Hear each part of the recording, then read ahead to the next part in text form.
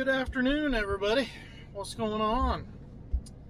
So, it's the next day, by which I mean it was yesterday. I don't know, it was earlier than this. It was like 1:30, I think, whenever I ended yesterday's video. Talking about 70 acres, hay, raked, ready to bale. Yeah. Things went a little sideways last night, and my camera was plugged into the computer, so I didn't have my camera with me. We had a pop-up thunderstorm, which all day long, watching the weather, it seemed like the hotter it got, the higher our chance of rain was. And when you get 95 degrees and a thunderstorm out here on the plains, it is not going to end well. Most of the farms got an inch plus of rain. Only downside to it was it came hard and fast. And for a couple of farms, it came with hail. Now, don't get me wrong, it isn't crop killing, total loss hail. It's just one of those really aggravating, like, are you kidding me?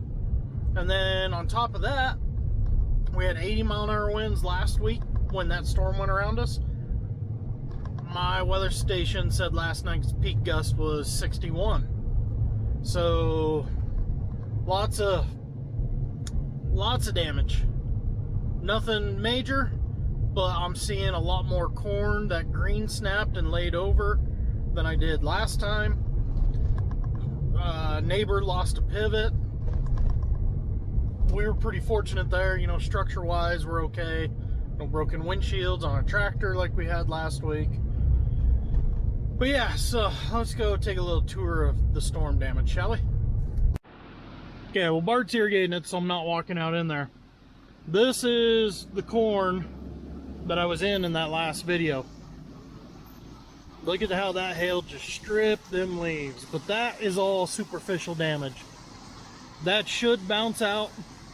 The only troubling part is the fact that it was pollinating when it happened, so it'll be interesting to see how that affects our yield from it. And then if you look down the rows, I don't know how well you can see, there is some stalks broke off in there. That's going to be the bigger problem. We were actually meeting with the agronomist last night, about half an hour before everything took off, and from the 80-mile-an-hour wind a week ago, he said we had about 10 to 15% green snap. Now, if you don't know what green snap is, that's where like a green healthy plant just snaps off. So they can kind of differentiate, show, this variety, that variety, can show susceptibility to green snap, things like that. So we had 10 to 15% snap off a week ago.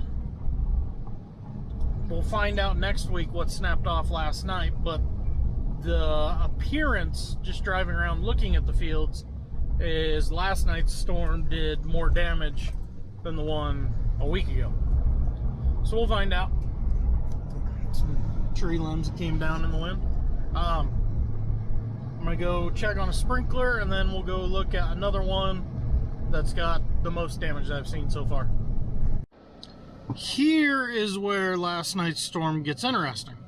So as you can see, town is right there. The places we had raked, we had a couple of rows still out over there. That field in the neighborhood is kind of roughly right through there, and then where I parked the baler is over there on the edge of town. So last night when the storm starts popping up, it wasn't like a storm that built over there and came towards us and we could see it coming. It fired up kind of right behind me there, and then all of a sudden from our shop back there 4 miles looking this way to town, it was just a wall. You couldn't see to town. Now I'm freaking out. I get in the pickup and I start driving this way as fast as I can, calling people that are in town, and they're saying it's not doing a thing. Like, it's not even trying to sprinkle yet. I'm thinking, well, that's odd. So for about the last mile and a half to here, I was doing 30-mile-an-hour windshield wipers as fast as they could go. And about the time I crest the hill where the semi's coming up behind me, all of a sudden I could see to town. And then I get about 3 blocks away from that neighborhood where the one field is, and all of a sudden the pavement's dry. So I got Cameron running the baler out over there, I go scrambling to get my baler, which it was muddy over there, so I knew we couldn't bale it. But we were able to get the 20 acres in town baled with one heck of a lightning show going on around us. If you follow me on any of the other platforms, TikTok, Instagram, Facebook, you would have seen it in my stories. It was a heck of a lightning show. Nothing like driving a tractor with a big baler behind you in an open field watching lightning. That'll make you feel real good. But the hail here was pretty minimal. I'm not even going to bother showing you because it's even less hail damage than the last cornfield we looked at. But so, yeah, the farms on that side of the river basically didn't get rain. This side of the river did, because right here we got 1 inch. And as you go north, it got more and more and more to, I think, 1.75 inches or something crazy like that. Well, let's go look at the worst of the hail damage. Okay, so that sprinkler just fired up and is heading into the corn, so I'm not going to go walking in there because it's good and muddy right here. So this, I think, is going to be the biggest problem. This right here. How is that going to recover? How much of that is going to give up? How much of that's going to gooseneck? And how much of that's going to stand back up in the heat? I mean, as you can see, the leaves are shot, the canopy's open, so now we're going to have weed problems because now that we're getting light down to the ground, you're naturally going to get weeds coming up. But the stalks themselves, I would think, is, I don't know, like now I look out there, I see a handful of tassels. So maybe it might be farther along than I thought. So it might not, but I mean, you look at this leaf, there's nothing. That thing should be 5 inches wide. There's nothing there. Now, like I said, the real question is, how much of this is coming back up and how much is goosenecking, which is just, I mean, it'll go over, then it'll curve and start coming back up. The only problem with that is you don't get that bottom chunk of stalk because it's so close to the ground. So that's kind of a loss. Now, if they just die from green snap, that's a total loss. So that really sucks. And as I kind of tromp back through the mud here and look at the feed, it stripped it up pretty good. You can see all them leaves. Hope the wind isn't too bad, guys.